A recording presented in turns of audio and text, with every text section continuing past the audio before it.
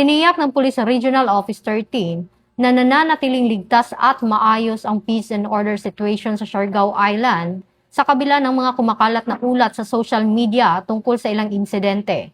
Ayon kay Police Major Jennifer Ometer, tagapagsalita ng Police Regional Office 13, mga hiwa-hiwalay at isolated cases lamang ang mga naturang insidente at hindi sumasailalim sa kabuuang seguridad ng kilalang tourist destination.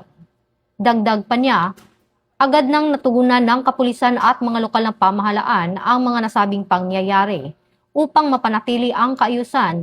Dagdag na din ang mga tauhang sinanay bilang tourist-oriented police for community order and protection.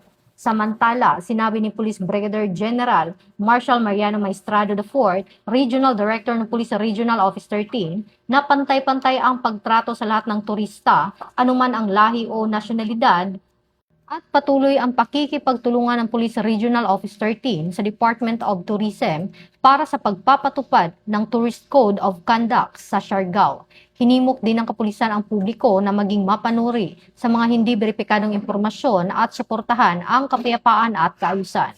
Ito ang bagong PNP para sa bagong Pilipinas, serbisyong mabilis, tapat at nararamdaman.